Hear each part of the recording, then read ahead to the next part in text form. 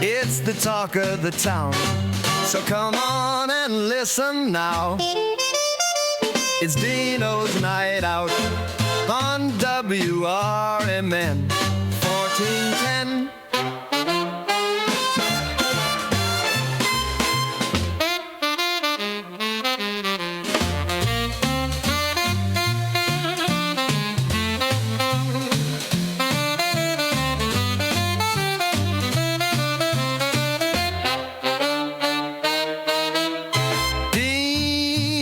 Night Out on WRMN. It's the talk of the town. So come on and listen now. It's Deano's Night Out on WRMN 1410.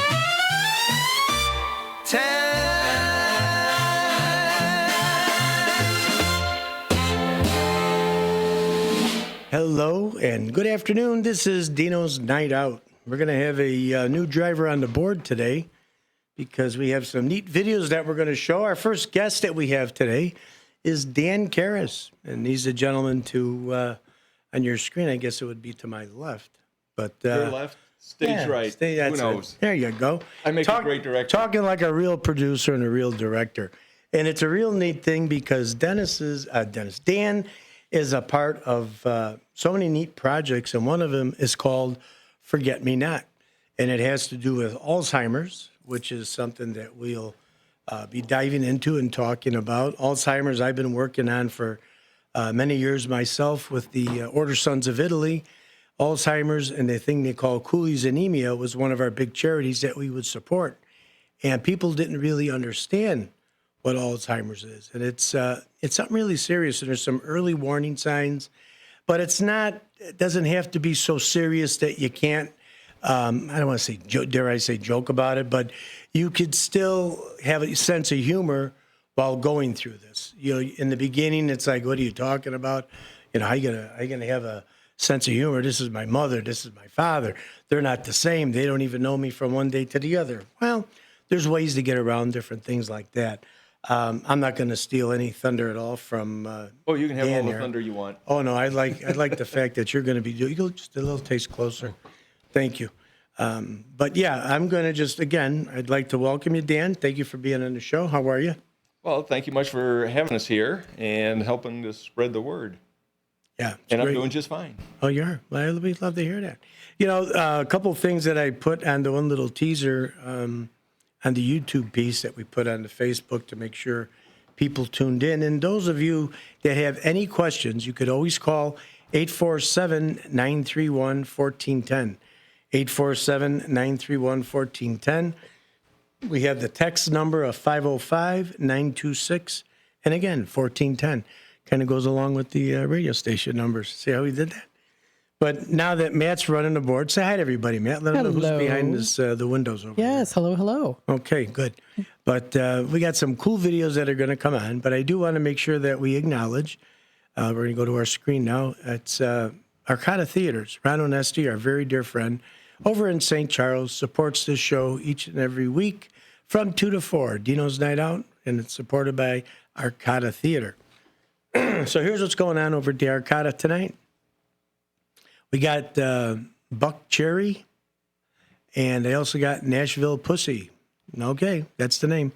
The first one is it's a unique, complex, simple, passionate, explosive, original, but always a good time. So you ask, it's Josh Todd. He's about the inspiration behind the BlackBerry, and it's something that may be a little acquired taste, but I think you're going to like it. He's got the old rock and roll, the old style, and I think you're going to enjoy the show. Nashville Pussy, that was formed in 1977. They've preached its sleazy gospel over the past couple of decades, And I can't read the rest, Matt, because it's too far. I can read it. Would you? Yeah, and it's decades alongside Motorhead in every rock outpost from Asia to Europe and back again. Nashville Pussy has gained a reputation for being like AC/DC with a female Angus. There you go. I imagine that's it. So it's great bands. Ron always gets unique acts in there, and this is one I'm sure you're going to like at 8:00. And then tomorrow they have at the Arcada, they got Johnson Texaphonic. It's one of the most outstanding instrumentalists in rock over the past 40 years.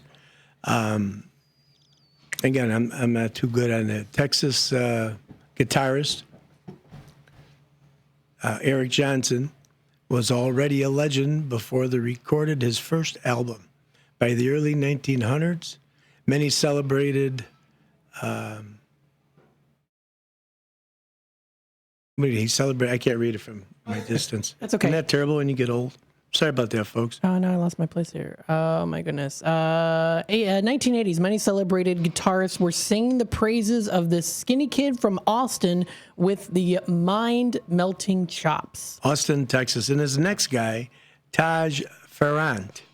And go ahead, you can read all about him. Taj Farrant's debut album tour, titled Chapter 1, marks an exciting milestone for the young Australian guitarist and singer-songwriter.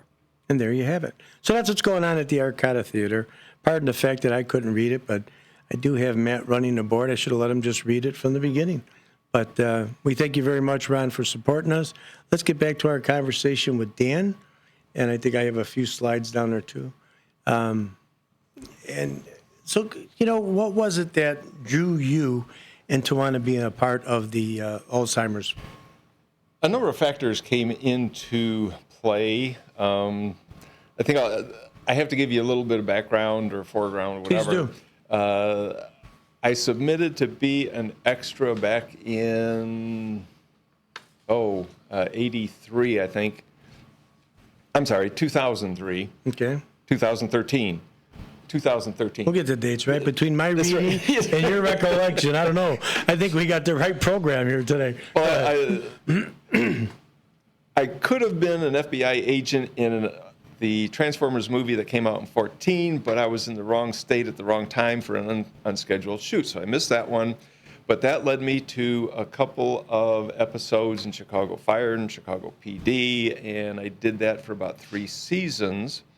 And I asked one of the extras I knew, I says, how do you get a speaking line? I want to be a doorman. Welcome to the Ritz. Yeah, there you go. Something simple, nothing, but just something to have something so my kids and grandkids, if I ever had any, would know that, there's Grandpa. So that led me to Dennis telling me, well, you have to have an acting reel. Mm-hmm. I didn't even know what an acting reel was. I says, what's that? Well, you have to have speaking lines so that people can see what talents you have. Articulation, expression. Yeah, sure. That kind of thing. And the thought occurred to me, oh, wait a minute. You can't get hired until you have an acting reel with speaking parts. So this is a catch-22. It's like the 21-year-old or 18-year-old out of college or out of high school needs a job. Well, you need experience first. That's right, yeah. Well, give me the job, I'll get the experience. Yeah. So anyway, that led me to a couple of different things. I was to student films. College kids are always looking for other people to be in their films. So I did that for a couple things. Loretta Smith, who I thank to this day for me still being in here, in the film industry, cast me as an Alzheimer's patient for about a 20-minute short.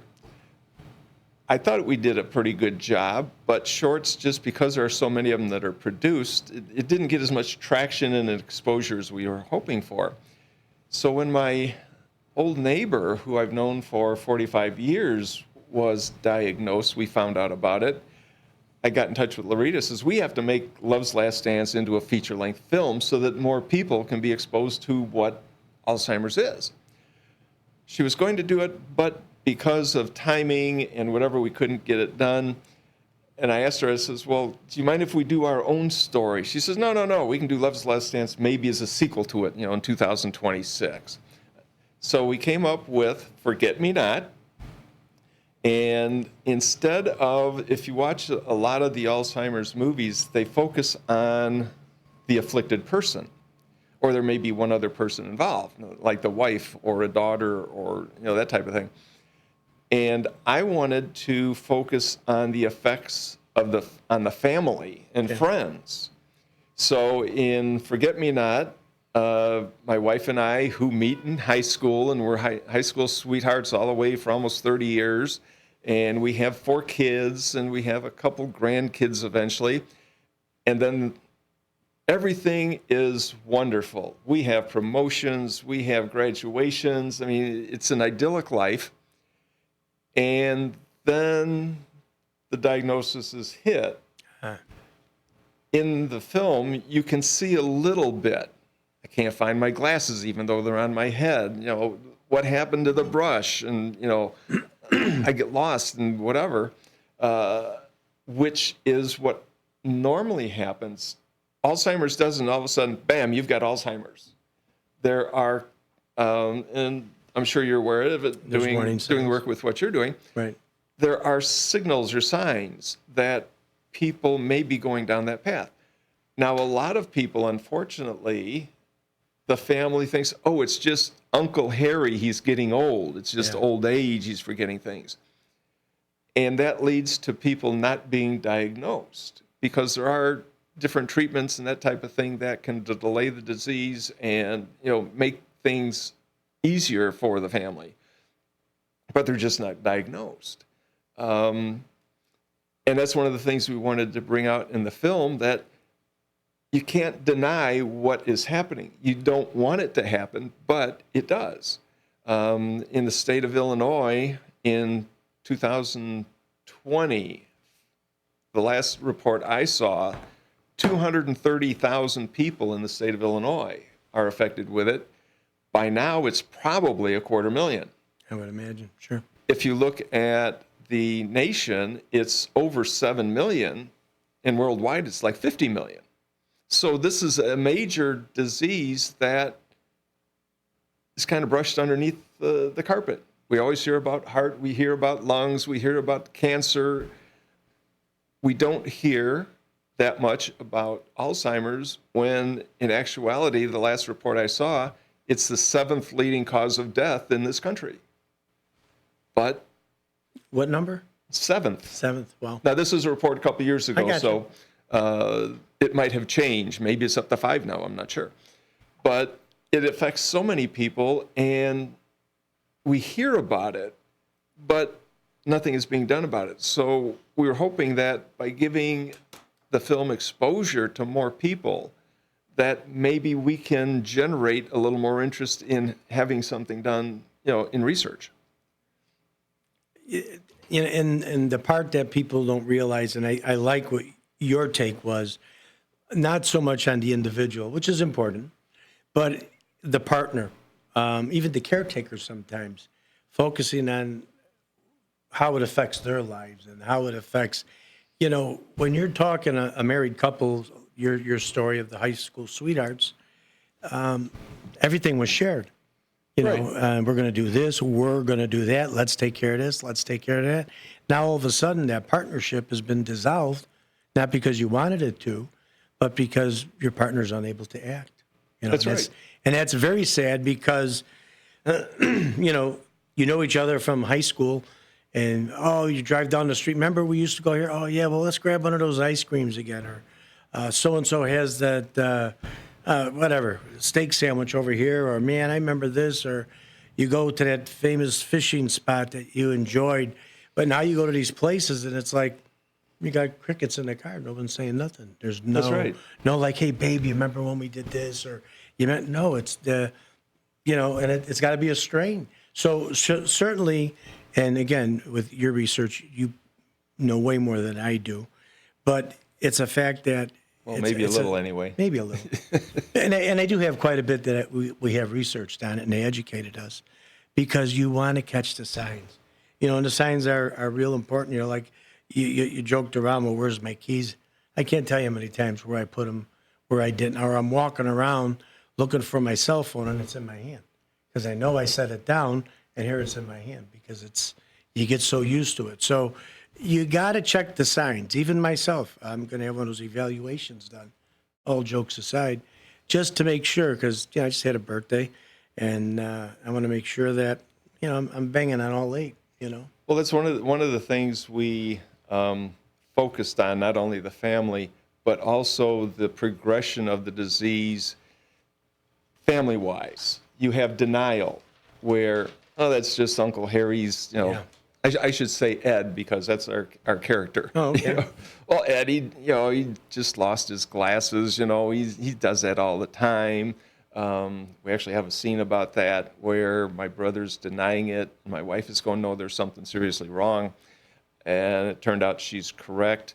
We have guilt because you feel guilty. Is it your fault? Should you have done something earlier? That type of thing. Should you have detected it earlier instead of, oh, it's just how it is? Right. Should you have asked a question? Yeah. And then there's confusion. People don't know what to do. There's frustration with not only the afflicted trying to remember something, but it's also with the rest of the family trying to deal with that. So I think I'm forgetting one somewhere, but we try to go through the process during the movie using real life situations, because everybody that was on our team, and I think we've got 22, every one of them have had or had experience with someone with Alzheimer's. One of our other producers lost his mother just last year. My character, who we kind of focused on, or at least I focused on, he just passed away last year. Yeah. Our other producer lost his grandmother a couple years ago. And everybody, it started off as a passion project. And then we decided, okay, how do we get this word out? And that's where the idea of turning it into a fundraiser came. If we can turn it into a fundraiser, maybe more people will pay attention to it. And it's been working out so far. Beautiful. And I see in front of you, is that where people could call? You have to lift up a little higher. There you go. Oh, there we go. This is our website. I think Matt could possibly bring it up. That has all the information about the film itself. We have a link into it right about there. Who's that old guy in the picture there? Yeah, that old guy, what's he doing? He looks like, like he's old. We have 2 different versions of it. One is closed captioned. The other one is not closed captioned. And it's just a way of raising money for the funds. What we're doing is we're actually working a lot with alz.org, the Alzheimer's awareness. And we're directing funds to individual chapters. We have Nationwide. Okay. We have currently potentially scheduled interviews with Albany, New York, and Richmond, Virginia. And we're looking to do, progressing more than that so that we can get this word out and also raise funds for the individual chapters. Yeah, no, this is a great undertaking. My second mom, I called her mom, well, my father passed away. He died at 93, and he always thought he was going to take care of Sue. Well, Sue survived him, and she developed the Alzheimer's. And, when you watch it sometimes, she would be talking like, oh, where's Nick? My dad. And then she'd sit and think about it for, oh, yeah, boy, what a good man he was, She'd have that brief moment like, where is he? She'd come out of whatever you want to say they're in, but it was only very, very brief, And she would remember most of us most of the time. A lovely daughter, my sister-in-law, but she's my sister, Lori, stood by her side through the whole thing. But people don't realize with the Alzheimer's, a lot of other things happen with the forgetfulness. You can forget to swallow the right way with Alzheimer's. From what I understand, with the progression of the disease, it starts shutting down parts of the brain. Right. And it's not a matter of forgetting to swallow. It's the connection from the brain to the throat to swallow is lost. So you just The neurological connection. physically, correct. you can't. But basically it's not that they're losing their memory or they don't know. It's just like you're saying, it affects everything else that's in your body. As you well know, the brain, through the spinal cord, one little piece does this, one does that. And I just experienced it with having to see 3 through 7 surgery on my spine. I got use of my hands again. I had all numb. So imagine that even on a bigger scale, affecting the brain to where it's affecting motor skills, affecting your speech, That's right. your memory, and it's a shame. And to watch that's got to be difficult. Well, again, that's the frustration, the anger. Why is it happening? Yeah. Why is it happening to Ed? Yeah. Why was he chosen? Whatever. Yeah. And then, like I said, the guilt. If you, no matter how you handle it, no matter how well you handle it, there's going to be a certain amount of guilt you're going to feel. Yeah. At least with I can't tell you how many hundreds of hours of videos I watched regarding Alzheimer's, but that was a common thread, no matter how different. I like to think of Alzheimer's kind of like autism, in as much as you have a whole spectrum. Yes. Like my neighbor was the kindest, gentlest, most caring guy during the process. And I know somebody who used to throw bricks at people because they were trespassing on their lawn, even though they were an ant. There's the one commercial, if you see it, with the mother and her daughter, where she was touching her mom and her mother pulled back. Right. It was combative all of a sudden. That was never her nature. That was never her style. But this causes that. In fact, I read somewhere, and I couldn't find it because I wanted to have it for this show, that probably, and if it is true, and what I read, that the saddest part is there's brain activity that they're detecting. Nobody really knows if the person knows that they're losing these skills. Right. So are you trapped in this body of, why is everybody talking to me like this? You're processing it, but it's not coming out, And I don't know if that study has gone all the way through. I know I read about it, but they say that that's why you need to check every little signal, every little sign. Be careful in the diagnosis. Well, if I can give a call out to ALZ.org, Alzheimer's Awareness, they have an amazing amount of information that people can look at. If you have questions about, well, gee, is Uncle Harry, is that just old age, or is he getting, is he going to develop this? They have all kinds of information that can help out with that. They even have an 800 number, I think, if I remember right, that you can call. Oh, there it is, Alzheimer's. Very good, Matt. Is Matt good or what? He's good. Hey, listen, we're getting ready to go to a break. That's what that music is. Dan, you're going to stick with us for the next segment? Absolutely. We haven't even What a talked gentleman. about my film career yet. Oh, we got to get onto all of that. Listen, Dan Kairis, he's really a character. This guy's 75 years old. Look at him. He looks great. Well, maybe the beard make him look it. But when we come back, we're going to talk a lot of different things.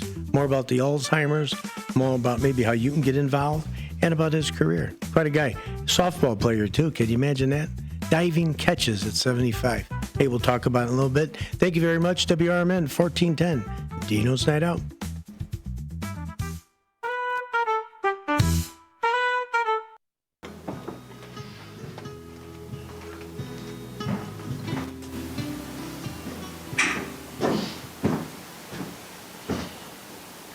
Dad?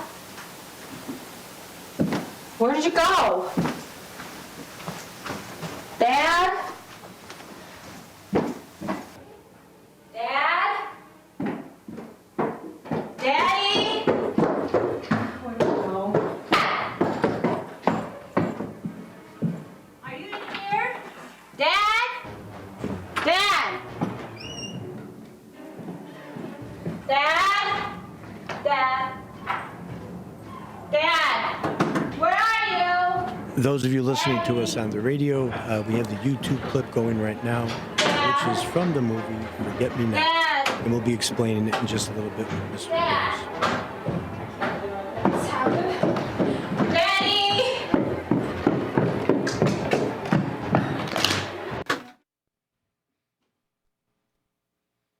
And there we go. So give us a little bit of a backdrop on it. Again, everybody, we're back, WRMN Deano's Night Out. A little bit more of a serious topic today, but we have Dan Kairis in studio, and he is the actual actor that you were seeing, those of you that were watching the YouTube. It's from Forget Me Not. That's the name of the movie. So go ahead, Dan. Give us what the scene was. That was the scene. She keeps calling me Dad and Daddy, but she's actually my daughter-in-law. But because of the close-knit family that we were trying to portray, we made her almost like our daughter. So this is how things can happen with someone with Alzheimer's. All you have to do is leave them for a minute. She just went into the kitchen to do some dishes, and she looks out, and I'm not there. And Okay, so when you say we placed her as your daughter, yeah. just call it, because you're saying you have to live in their reality. Is that what you're talking about in that piece? Or are you just saying No, backdrop of the film? In the film, okay. we wanted the close knit. So gotcha. she's used to calling me Dad, Daddy all the time. Right. And, in the film, she's married to my son. Okay. So that we're trying to just bring that closeness getcha. together in the movie itself. Oh, that's fine. But you had brought something up, though, during the break that I think is very important, and it could piece even some of the clip together. When you're dealing with somebody with Alzheimer's, you're saying that don't control it, roll with it in a sense, and you have to live in their reality was the words that you said. Right. Is that correct? If someone is, your person is talking about a peanut butter and jelly sandwich and they're putting mustard and ketchup or something, you don't correct them. Say, oh, well, I'm not sure if that's going to taste very good or not, but confrontation does nothing but make a situation worse.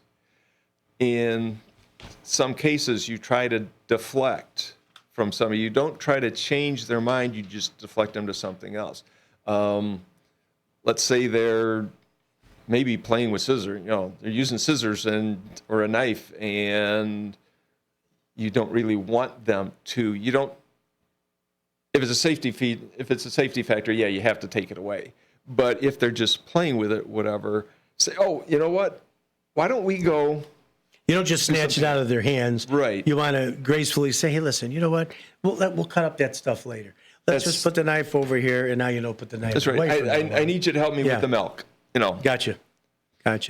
Yeah, it's real important to understand because each case is different from what all my research and all the things that we were taught from the Alzheimer's Foundation, that every case is different. Some people are combative. Some people revert to a very young age. Some people are just so complacent, and some people just don't care about nothing.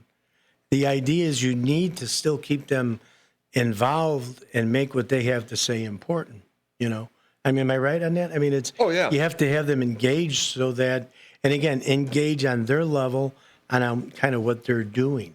Not to always tell, you said peanut butter and jelly and you got mustard and ketchup. Well, what's wrong with you? That's not going to help. That does not do anything. I got you. And kind of bringing that point in keeping them involved, one of the things that they have shown anyway recently is to keep the patient involved in things. Don't ignore them. Don't have them sit in the sofa and do nothing, whatever. Try to keep them involved, whether it's with family, whether it's, maybe playing a game. Maybe they don't know what the rules of the game is and they do something that's completely out of the ordinary. Let it go. But you're keeping them interacting. And that seems to be a help to delay the disease somewhat. Excellent. And again, just to repeat for those of you just joining, Dan was a part of Love's Last Dance. And he felt it was a short, and it just wasn't enough. So that's why they came up with Forget Me Not. And it's, you could go on to your website here. If you'll raise that again, please. And it's fmnfilm.com. You'll want to check it out. It's a great little story. Dan has told us a lot about it. But it's funny how, again, his motivation to go and make this bigger than what it was once you have the awareness, you want to get that message out there. It's like, wow, that's like this is so many people that I know, and the more people that know about it and treat it more like, what it is, the Alzheimer's is a very serious thing. It doesn't have to be all tight-knit and you can't joke about it, but recognizing it early, there's a lot of the early signs, forgetting where the keys are at is one big one that they talk about. Making mistakes on the finances.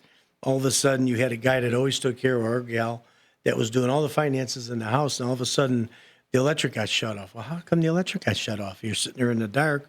Oh, I thought I paid that bill. So there's little things that could be telling you, what's happening. A lot of times, recalling, where you've been, even maybe 20 minutes ago, you just got back from a restaurant and you're talking about, hey, well, maybe we'll go get a bite to eat. Well, you just went. So you have to recognize what your partner is saying so that you get the early signs, and maybe they can be tested. And as far as, what is out there to give as far as a therapy or a medicine, I don't know that they have any type of cure per se, but I know they have things that slow things down. The key tagline that the Alzheimer's groups use is, we're still waiting to have the first survivor. Nice. And unfortunately, Alzheimer's is a death sentence. In some cases, it may be 2 years, it may be 3 years. I watched a documentary, one of the many videos I watched, and this person was in the UK, and the husband wound up with it. And I don't think when he started this documentary that he realized it was going to be 9 years before the husband passed away. So again, it's, like that spectrum, like with autism, it can be any number of Be a little bit, things. or it could be huge. Right. Yeah. No, that's very interesting. You got to check out the movie. I think it'd be worth your time, but more about what it represents. But before we go on, it is being used as a fundraiser. And there you go. So you can rent it for $3, and because we have to pay all the fees for storage and streaming and all the other things involved in it, $2 of that will go directly to Alzheimer's, one of the chapters. Excellent. And once the bills are caught up, I'm sure to put all of it toward it. Yeah. Yeah. You have to pay for production. Everything costs money. Well, that So- was and that's off of this website here. And we're going to do the website one more time, fmnfilm.com. So let's utilize this as the fundraiser that it is. It's only $3 for you to view the clip. Check it out. You're going to enjoy it. The parts of it that I saw, I enjoyed it. I had a problem with it failed. I tried to pay the money. It flipped over, it accepted it, and then it stopped. So we're getting to the bottom of it. I saw it here when Dan came in. I saw a lot of pieces of it, and I tell you what, it's very, very good. But, I wonder if you got part of that outage that happened with, was it 8? I'm not going to say with who it Facebook was. and everyone, yes. Yeah. Yeah. Well, when you gave it to me, that's when I went right on and tried to find out. And we've been talking for a week and a half now. Okay. But, you're an actor, and that's pretty cool. And, you got your start as Hollywood. Everybody knows you as Hollywood. Dan Hollywood Kairis. And, your start came from the Chicago PD, Chicago FD as an extra. And tell us about that big dynamic softball game you were playing. Okay, so I was, like I said, I think I had 2 episodes of Fire and 1 episode of PD. So were you on the fire side or PD side at this movie? When you I was just in between. I forgot. Oh, okay. That's all right. I'm in character. We're going to get you tested too, Dan. Don't worry. You're on the list. That's right. And I did 3 episodes. I've been playing softball for 30, 40 years, whatever it's been. And we were in the World Championship tournament in Vegas. And I told my team about being an extra. Oh, hey, that's cool. You're on TV and yaddy, yaddy, yaddy. And I said, well, yeah, it's kind of cool. Well, we're in a semi-championship game, and a guy hits a line drive I'm playing left center, between me and our right center fielder. I know he doesn't get it. If I don't get it, it rolls to the fence inside the park, home run. They take the lead, and who knows how many more runs they score. I'm 18 inches horizontal, just like you see in the major leagues. At 60, whatever I was, make this diving catch. I get back to the dugout and tell and I go up to our second baseman. He goes, "That's a real Hollywood catch, Mr. Hollywood." That's how you got the I'm Hollywood. going, hey, name. wait, I mean, I get nicknames from a lot of people, and Hollywood is the nicest one I know, so I'm sticking with that one. That's pretty slick. All over a catch. That's right. Now, And did the film people see that catch or what? no, unfortunately. Okay. But I have become an easy gift for my kids, my wife, anything if it says Hollywood on it, There's your gift, I get it. Mr. Hollywood. Are you enjoying the acting career as far as the? If I knew with the more PD? what I was doing, it would probably be easier, but I've been able to work with so many talented people, and somebody once said, if you do acting, make sure to get with people that are better than you, Yeah, it's like a sport, sure. because people are going to pay more attention to them than they will you. So it kind of helps take care of your mistakes, but you also get to learn so much more. I want to give a shout out to Jenny Wardock. She was my wife. And if anybody watches the movie and does not fall in love with her, there's something seriously wrong with them. She was just such an outstanding addition to the cast that after doing a few scenes with her and all, I says, you're going to be the one that sells this movie. I mean, she's just that talented. And she's been acting for some time. Longer than I have. Yeah. Okay. Well, that's all right. But no, everybody that was chosen for the film, like I said, had experience with Alzheimer's. And it started off as a passion project. Nobody took any money to do it. They were thrilled to be able to try to pass the message along. And that's why we're renting it out for $3 instead of $10 or whatever, because we wanted to make it available to just about anybody. I mean, that's what, a cup of coffee anymore. Yeah, basically. So You can't even get a Starbucks for $3, can you, Matt? You get that Starbucks. Your macchiatos and all the other crazy $7.50? Gone things. up to almost be. $6 now. Yeah, It's okay. ridiculous. So but watch that's the what it movie is. twice. Yeah. Yeah, there you go. Pay the money to pay the money to the organization instead of have a coffee for that day. You know, and like you said, another name you mentioned, which is Loretta Smith. She's the one that really gave you your first Larita, yeah. Larita. I apologize. Right. So Loretta Smith, she's the one that helped you with that short film. Well, I had never been in front of a camera and didn't like getting up in front of a class. I had a speech class, which was theater, speech, whatever. It was one of those required classes that you had to take, humanities, whatever it's called. Mm-hmm. And I had to get up in front of the class and do whatever it was. It was the scariest probably 30 seconds, because after 30 seconds, I just sat down and went back and took a D or whatever it was. And I didn't have a clue. I was in a couple of college student ones, but these were like 5 or 7 minute shorts. So there's not too much time you can have to screw up. Plus, I was not the lead actor. I was just, helping out. Mm-hmm. And when Larita asked, cast me in this, I go, why? I'm thinking, what am I getting myself into? But she was so patient, and I think just she gave me so much without, hey, you dummy, what's wrong with you? Why'd you do that? She says, let's try to do this. She encouraged you to do Yeah, try a little absolutely. something different. And almost 6 years later, now we're publishing a movie that hopefully is going to, affect people nationwide. Exactly. And in this type of movie, when you're talking Alzheimer's and, you want to get a message out, I couldn't think of a better topic to get more awareness to. Because a lot of people, like you say, they miss the signs. The signs are there. Pay attention to them. If you're talking, you're talking with your family member and you're sitting with your family members and they're having a hard time recalling their names of the different people they're talking with, there's something there. you have to at least research it. One of the suggestions that I was reading just the other day, one of the things you can do to help is when you come into a room, let's say you're the one with Alzheimer's, and, oh, Deano, hey, Dan, how you doing? You give them your name. Yeah.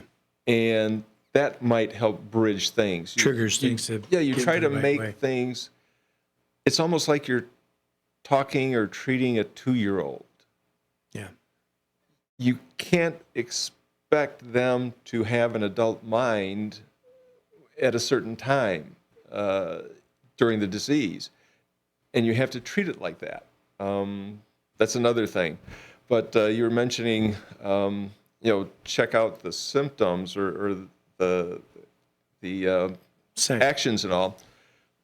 One of the things I found out, and we were talking about this during a break, that if there's a big change in character, you have a mild-mannered person that's just the most level person in the world, and then they go ballistic over the smallest things. Right.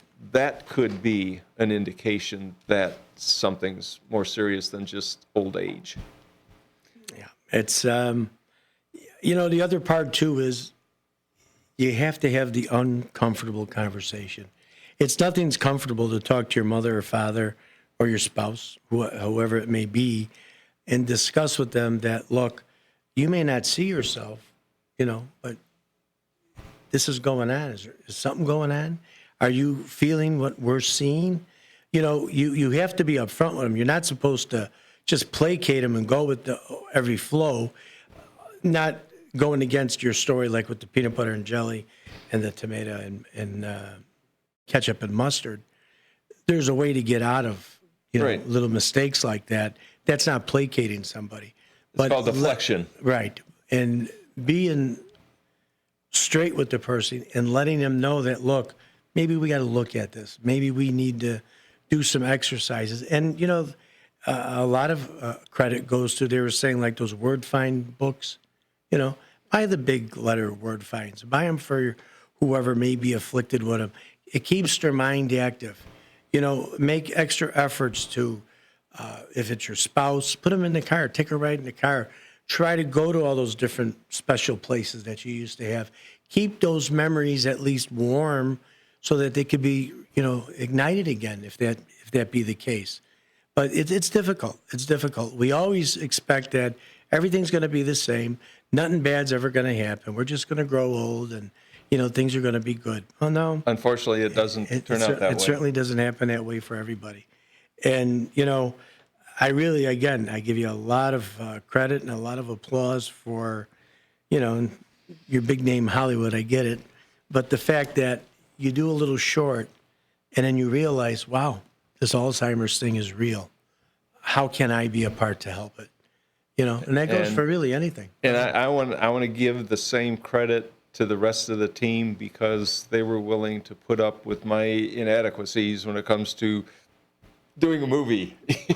The first time I had ever attempted a feature-length film, and I made a lot of mistakes that they were able to help correct. So I have to give all the credit to Dre and Derek and Mike and Jenny especially, MJ, our floor manager. I mean, it was a team that worked together very well. We had this wonderful chemistry, and I think part of that was each of us had you said they had exposure and we had experience to exposure Alzheimer's. to the same thing, so we had a common thread. Yeah. And Yeah, that was the glue that held you together, Right. or what brought you together, and when people And your watch passion is what made when you people watch the do movie, this. I think they'll get that clue that we did have chemistry, and getting the word out was, I think it came more naturally or organic. I think is the word to us, just because we did have that common thread running amongst us. Yeah, I very important. Just like with here at the radio station, I'm able this time to sit next to you and talk to you. I got Matt running the board. And do we have another clip that we wanted to play? Yeah, we do. Here, let me Let's get throw that one for more you. clip out here. But, there's a whole lot more that's behind the scenes that is up front as an actor. Would you not say? I learned that becoming not only an actor, which, like I said before, I'm glad I was no longer the lead, and actually producing it. There are so many different things, editing and color correcting and Right. sound, and all these things have to be put together to make a completed film. And any actor who doesn't appreciate that and says, well, you know what, I think I should do this. You're the actor. There's a director. Yeah. Everybody has a spot. That's right. Stay in your lane. There you go. Right? Just stay in your lane, do what you have to do. I mean, this has been really enlightening.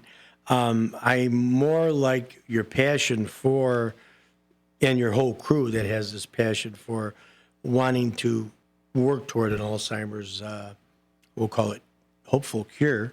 And what was the quote that you said on the cure? You're still looking for the first survivor of Alzheimer's? Yes, unfortunately, the tagline that I've heard a number of times through the different organizations and all is, we're looking for our first survivor. Yeah, we didn't have our first survivor. Very nice. But you brought a lot up to us, and I appreciate that. Is there any last minute things that you want to make sure let's get out that website one more time. Website, everybody, FMN Film, FMNfilm.com. So, I mean, check out the film. You're talking $3 for cray. We all got $3 in our pocket. You want to watch the film? Come on over here to the station. I'll give you the $3. I'll pay you the $3. Well, one of the things that we wanted to bring out is those people who are dealing with it now, we want them to know they're not alone. There are organizations like ALZ.org that they can go to. And some of the things that are in the movie, I think they'll be able to relate to, because nearly all the scenes were from true life situations that one of the team or the other experienced. And it makes it easier. Very good. Well, listen, Dan, appreciate it very much. Well, sure. Great topic. Thank you for coming on today. I appreciate the time. And we're going to get you back on. In fact, if I don't see our next guest coming up soon, we'll just corral you out of the green room again and try and get you to talk a little more. But you're listening to Deano's Night Out right over here, WRMN 1410. The topic today was about Alzheimer's. Dan Kairis, Hollywood Dan Kairis. Be back in a bit.